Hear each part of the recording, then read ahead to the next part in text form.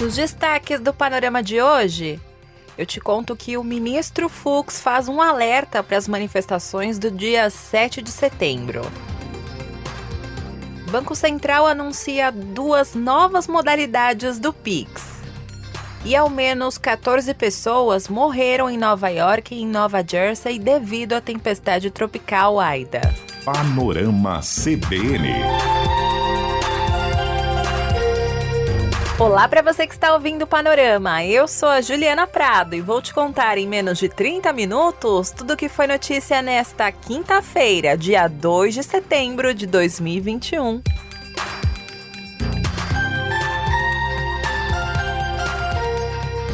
Abre essa edição falando sobre política. Hoje teve uma reunião entre o presidente do Senado, Rodrigo Pacheco, e alguns governadores. O encontro era para estreitar ainda mais a comunicação entre os poderes. E depois dessa reunião, os governadores e o presidente do Senado deram recados ao presidente Jair Bolsonaro. Até agora, o presidente ainda não respondeu ao pedido dos governadores para uma conversa entre os poderes. E eles estão preocupados com o que eles chamam de esgarçamento entre os poderes, por causa da crise que foi provocada por declarações do presidente Jair Bolsonaro contra as instituições. O presidente do Senado, Rodrigo Pacheco, foi bem duro na reunião de hoje. Ele disse que a democracia é inegociável e que é preciso ter maturidade política para sentar e conversar mesmo com as divergências. E é muito importante que todos nós estejamos unidos, respeitando as divergências, na busca de consenso, na busca de convergências, mas com um aspecto que é para todos nós inegociável. Não se negocia a democracia. Não é possível se interromper o diálogo com nenhum dos poderes, não é possível se interromper o diálogo com nenhuma das instituições e não é possível não ouvir governadores dos estados e do Distrito Federal. Já os governadores falam em distensionar o país e buscar soluções para combater os preços altos dos alimentos e da energia elétrica. O governador do Espírito Santo, Renato Casagrande, estava nesse encontro e disse que tentativas vão ser inúteis se ainda houver uma instabilidade política. Esse também é o preço no custo da instabilidade. Quanto mais estável a gente tem hoje as relações políticas e institucionais, essa instabilidade tem um preço, tá certo? Isso, sem dúvida, é repassado para os alimentos, para o combustível. Rodrigo Pacheco e os governadores também saíram em defesa das manifestações que estão previstas para o dia 7 de setembro. Para Pacheco, elas são reflexo da democracia, mas, em mais um recado para o presidente, ele disse que qualquer declaração contra o processo democrático e contra as eleições precisa ser rechaçada. Já o presidente do Supremo Tribunal Federal, Luiz Fux, abriu hoje a sessão do STF fazendo um discurso em favor da democracia e da liberdade. Fux lembrou que as manifestações são pacíficas, mas que a liberdade de expressão não comporta violência e ameaças. Esta Suprema Corte, guardiã maior da Constituição e árbitra da Federação, aguarda que os cidadãos agirão em suas manifestações com senso de responsabilidade cívica, respeito institucional e cientes das consequências jurídicas dos seus atos, independentemente da posição político-ideológica que ostentam. Num ambiente democrático, manifestações públicas são pacíficas.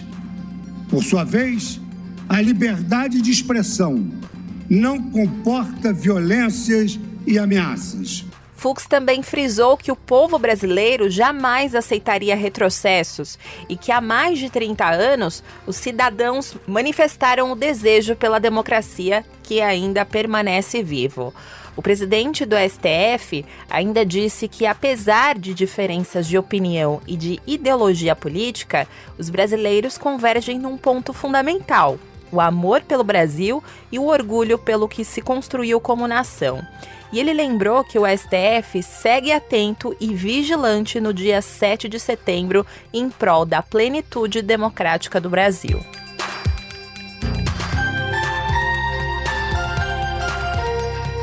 Falando nas manifestações do dia 7 de setembro, as promotorias de Justiça Militar do Ministério Público do Distrito Federal fizeram uma recomendação ao secretário de Segurança do DF e ao comandante-geral da Polícia Militar do Distrito Federal para que seja expressamente proibida a participação de policiais militares da ativa nas manifestações políticas do dia 7 de setembro. Esse documento pede ainda que não se conceda uma licença de trabalho aos PMs entre os dias 6 a 8 de setembro e que todos eles fiquem de sobreaviso. Em caso de descumprimento, o MP recomenda que seja instaurado um procedimento apuratório nos termos da lei. Esse documento ele foi assinado por todos os promotores militares do Ministério Público do Distrito Federal. E ainda falando sobre esse assunto, o Conselho Nacional dos Direitos Humanos pediu à ONU e à Comissão Interamericana de Direitos Humanos que escolham observadores para acompanhar essas manifestações.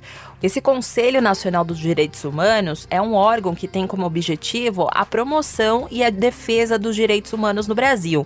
E é uma entidade que é formada por 11 representantes da sociedade civil e 11 do poder público, incluindo o Conselho Federal da Ordem dos Advogados do Brasil.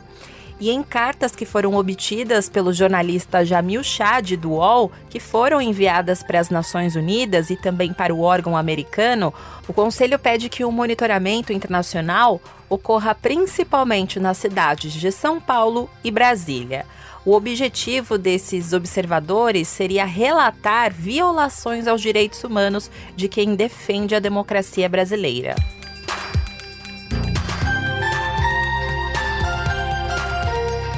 Hoje teve CPI da Covid e quem iria prestar depoimento hoje era Marconi Nunes Ribeiro Albernaz, que é apontado como lobista da Precisa Medicamentos. Ele está envolvido em suspeitas de cobrança de propina em contratos que foram negociados entre a Precisa e o Ministério da Saúde. E relembrando aqui para você todo esse quebra-cabeça dessa história, essa empresa atuou como intermediária entre o Ministério da Saúde e um laboratório indiano no contrato da compra da vacina Covaxin por R$1 bilhão e 600 milhões de reais. E adivinha, ele não apareceu para depor. O advogado até chegou a apresentar um atestado médico para não comparecer, mas o médico responsável pelo documento manifestou à comissão a intenção de cancelar esse atestado. Ontem, o médico do Sírio-Libanês aqui de Brasília, após ter dado um atestado de 20 dias, horas depois, ele encaminha à secretaria daqui, dizendo que percebeu, na hora que estava examinando o seu Marconi, que ele estava fingindo. Ora, se o médico percebeu que o paciente estava fingindo, não podia ter dado 20 dias para um homem desse. Mas deu, assim mesmo. Desde ontem já estava caracterizado que o senhor Marconi não pretendia comparecer, o senhor Marconi Faria não pretendia comparecer a essa comissão parlamentar de inquérito, como Vossa Excelência, presidente Omar, acaba de descrever. Senadores chegaram até a cogitar a prisão preventiva dele, mas desistiram. Os policiais legislativos até procuraram o advogado em diversos endereços em Brasília, mas não encontraram. E aí os senadores ficaram full pistolas e pediram ao Supremo Tribunal Federal a retenção do passaporte do lobista e a proibição dele de se deslocar para fora de Brasília sem autorização prévia dos senadores. A CPI também pediu acesso a telefones e endereços eletrônicos de Marconi para que a comissão possa entrar em contato com ele em caso de necessidade. Ontem, para tentar se esquivar de aparecer na CPI, o lobista conseguiu no STF o direito de ficar em silêncio durante o depoimento. Mas mesmo assim, ele deveria comparecer e não foi isso que aconteceu. E é claro que essa decisão dele de não aparecer repercutiu entre os senadores. O vice-presidente da CPI, Randolfo Rodrigues, disse que Marconi vai ser ouvido na CPI de qualquer forma. Esse senhor não é o lobista somente da Precisa. Esse é o senhor de todos os lobbies. Esse senhor está presente em esquemas, sobretudo no Ministério da Saúde, desde o ano passado, se não antes deste, e com diálogos e atos com pessoas próximas do presidente da República. com contatos com pessoas próximas ao presidente da República. Esse material probatório é vasto. E imagino que tenha sido essas razões que levaram o senhor Marconi a evadir se não comparecer à CPI.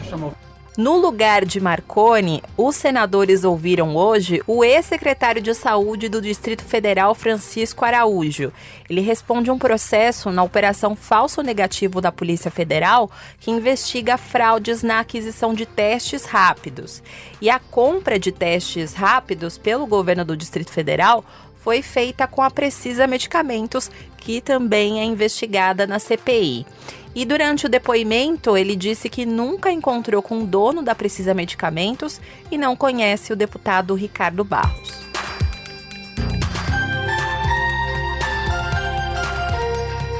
Ainda na política, eu tenho duas informações que envolvem a Câmara dos Deputados.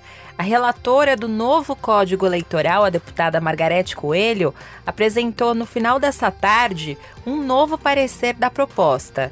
Nessa versão, a deputada mantém a quarentena de 5 anos para juízes, militares, procuradores e policiais para disputarem as eleições. Mas ela estipulou que a medida só vai valer a partir de 2026.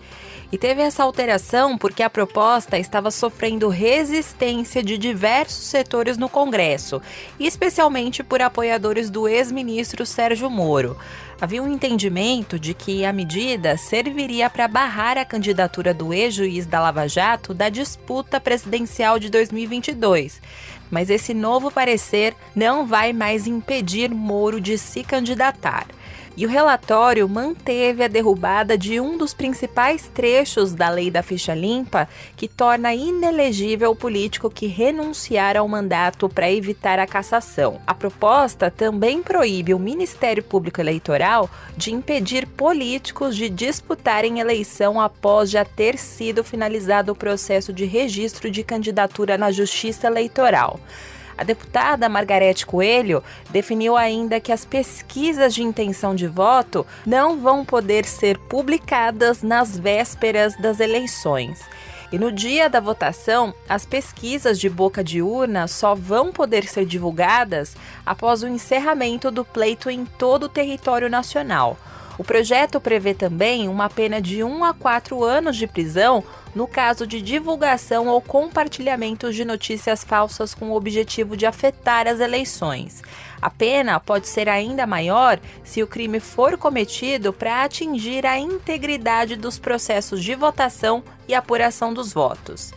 E em uma rápida reunião entre os líderes, o presidente da Câmara, Arthur Lira, definiu que a votação dessa proposta vai ficar para a semana que vem, mas os deputados vão começar ainda hoje a discutir essa proposta no plenário. E o presidente da Câmara, Arthur Lira, ele tenta aprovar o quanto antes essa proposta, porque o texto ainda tem que passar pelo Senado e ser sancionado pelo presidente Jair Bolsonaro antes de outubro, para que essas novas regras valerem já nessas eleições de 2022. E para fechar esse bloco aqui, a Câmara dos Deputados finalizou a votação do projeto que altera as regras do imposto de renda com análise dos destaques. Apenas um foi aprovado, a redução da taxa sobre lucros e dividendos de 20% para 15%. Essa taxação de 20% nos lucros e dividendos estava no texto base do projeto que altera as regras do imposto de renda, que foi aprovada ontem à noite. Era inclusive a mesma alíquota proposta pelo Ministério da Economia na proposta original. E a manutenção da taxação dos dividendos foi a principal moeda de troca que foi negociada durante os últimos dias entre o presidente da Câmara e a oposição, o que acabou destravando a votação da proposta que aconteceu ontem. Se você quiser saber mais detalhes da proposta que foi votada ontem, eu tenho 2 dicas aqui para você. Uma é a seguinte: houve a primeira edição do Panorama de hoje, porque a Bianca Santos contou direitinho o que foi aprovado pelos deputados. E a outra dica que eu quero te dar é o seguinte: se você tiver curiosidade de saber quanto você vai pagar de imposto de renda no ano que vem, se essa proposta for aprovada no Senado, entra no site do jornal O Globo, que lá tem uma calculadora, que lá você insere o valor do seu salário e ele faz o cálculo automaticamente de quanto que você vai pagar no seu imposto de renda ano que vem.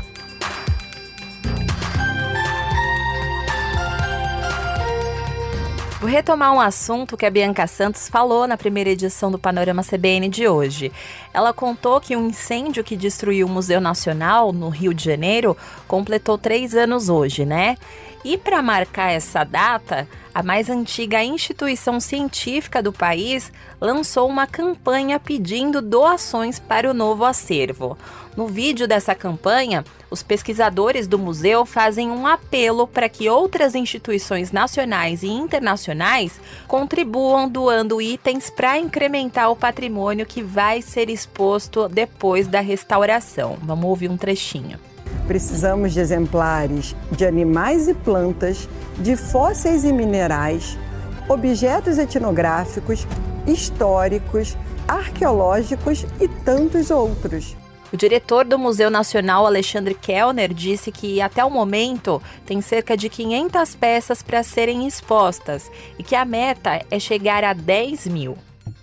Primordialmente, conseguir material para o acervo expositivo. Tá? Então, essa é a nossa missão principal. O objetivo da campanha, e para isso precisamos de um apoio internacional muito grande, são com essas 10 mil peças destinadas ao acervo expositivo. Existe o acervo para exposições, existe o acervo que é o acervo normal, que é gerado para a pesquisa da instituição, tá? Um avança a passos largos, que é a questão da pesquisa, porque é importante que todos entendam que o Museu Nacional nunca morreu. Se você quiser visitar o lugar, uma informação importante. A data marcada para que o público volte a visitar o museu é setembro de 2022, quando vai ser comemorado o bicentenário da independência. E ainda não vai ser uma reabertura total da instituição, mas sim das partes externas. A reitora da Universidade Federal do Rio de Janeiro, que é responsável pela instituição, a Denise Pires de Carvalho, disse que a previsão de reabertura completa é 2026. Que fique claro que o que acontecerá nos próximos anos é a reconstrução da fachada e do telhado, ainda não é a parte interna. Por isso a previsão final só em 2026. Então, pretendemos com certeza que a população possa visitar o Jardim das Princesas e faremos todo um evento para o bicentenário, mas externamente ao Palácio. Até agora, entre as verbas do Ministério da Educação, da Vale, do BNDES, de emendas parlamentares e de doações de outros países, o Museu Nacional arrecadou 64% dos 385 milhões de reais que são necessários para a restauração. E cerca de 80% dos itens do acervo foram consumidos pelo fogo. O trabalho de resgate durou 500 dias e conseguiu recuperar 2.000 peças, como o crânio de Luzia, que é o fóssil mais antigo da América do Sul.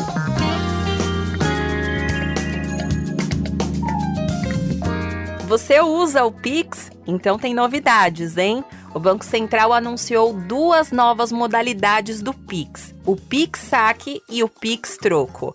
O Pix Saque vai permitir que você saque dinheiro em estabelecimentos comerciais. E o Pix Troco também vai permitir o saque, mas vai ser associado a uma compra ou uma prestação de um serviço. E essas novas modalidades vão começar a funcionar a partir do dia 29 de novembro. E segundo o Banco Central, todas as pessoas que tiverem conta em uma das instituições participantes do Pix vão poder usar esses novos serviços. E você vai poder fazer 8 operações de graça por mês nessas novas modalidades para as pessoas físicas. O limite máximo das transações do Pix Saque e do Pix Troco vai ser de R$ 500 durante o dia e R$ 100 no período noturno, que vai das 8 horas da noite até as 6 horas da manhã. E na prática, como é que vai funcionar? Vou te explicar. O cliente vai até o estabelecimento comercial ou um outro lugar que vai oferecer esse Pix Saque. Aí o cliente vai fazer um Pix a partir da leitura de um QR Code que vai ser mostrado ali na hora para você ou vai estar disponível a partir do aplicativo do prestador de serviço. E depois da autenticação do pagamento, o cliente vai receber o valor da transferência em dinheiro.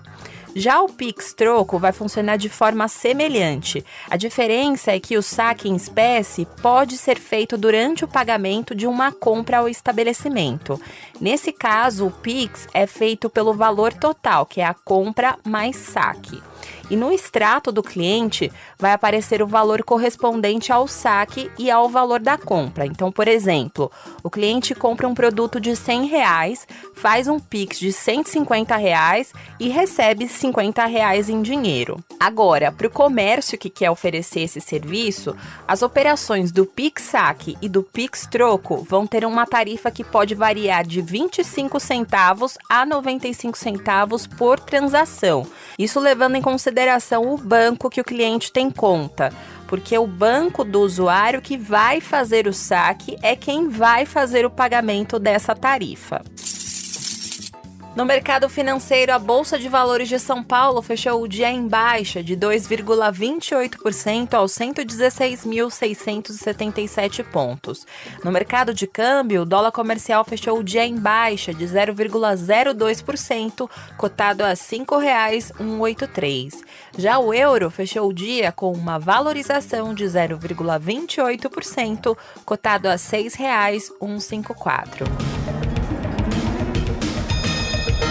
No cenário internacional, ao menos 14 pessoas morreram em Nova York e Nova Jersey devido à tempestade tropical Aida, que já deixou outras 6 mortes e causou um rastro de destruição no sul dos Estados Unidos. O Aida atingiu o país como um furacão de categoria 4 no domingo, justamente 16 anos depois do furacão Katrina devastar a Louisiana e o Mississippi. E na segunda-feira, o Aida foi rebaixado para tempestade tropical, mas continua causando estragos. Só para você ter uma ideia, esse furacão tem ventos de 230 km por hora e é o 5º furacão mais forte da história a atingir o continente. E ele é tão forte que, por exemplo, a cidade de Nova York registrou a maior quantidade de chuva em um dia em pelo menos 150 anos. Para você ter uma noção, foram medidos mais de 18 centímetros de água no Central Park. E essa é a maior quantidade desde 1869, quando essas medições começaram a ser feitas. E quase o dobro do recorde anterior, que foi de 9,75 centímetros, que foi registrado em 1927. A cidade de Newark, em Nova Jersey, também registrou um novo recorde diário de chuva, 21,3 centímetros, que é quase o quádruplo do recorde anterior, que foi registrado em 1959. A governadora de Nova York, Kathy Hochul, e o governador de Nova Jersey, Phil Murphy, declararam estado de emergência. O prefeito de Nova York, Bill de Blasio, também declarou estado de emergência na cidade. A polícia de Nova York confirmou 8 mortes, incluindo uma criança de 2 anos e uma idosa de 86 anos, e também 6 mortes foram relatadas em New Jersey. E algumas dessas pessoas morreram afogadas em apartamentos subterrâneos no bairro do Queens, onde os porões são convertidos ilegalmente em moradias improvisadas. As chuvas também causaram inundações e interromperam quase todas as linhas do metrô, que ficaram completamente alagadas. As imagens são terríveis. E no estado de Nova Jersey, o corpo de um homem de 70 anos foi resgatado depois que o veículo em que ele estava foi arrastado pela água. E outras 5 pessoas foram encontradas mortas em um complexo de apartamentos na cidade de Elizabeth, que é vizinha a Newark.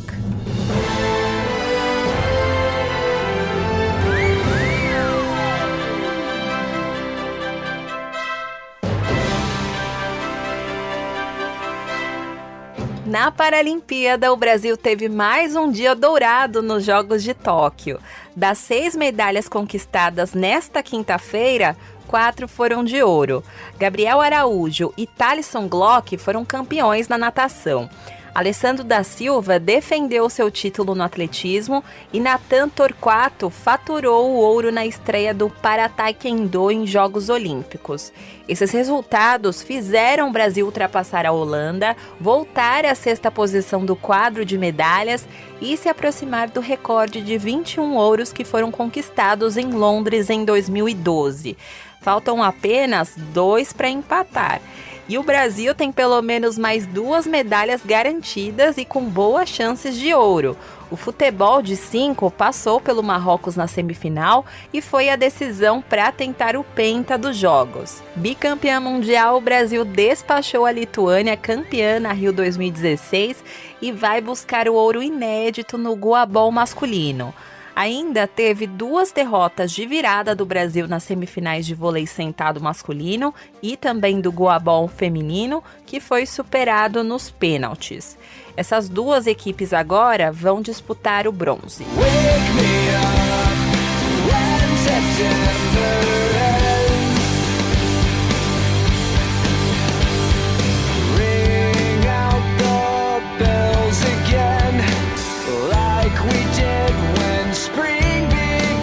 Ao som de Wake Me Up When September Ends, do Green Day, eu vou ficando por aqui em mais uma edição do Panorama CBN. Mas amanhã eu volto, hein?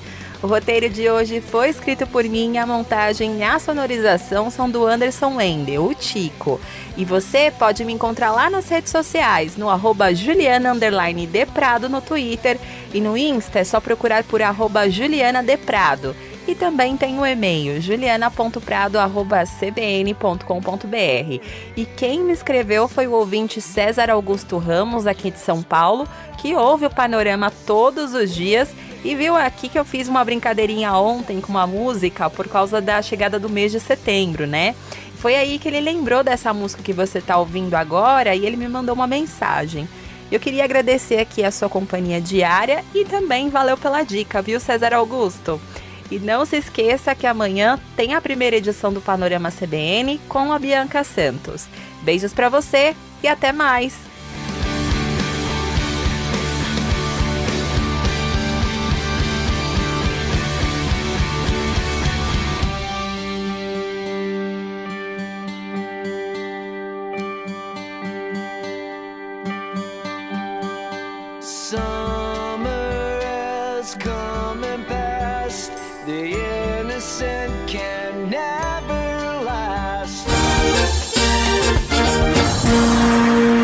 Panorama CBN.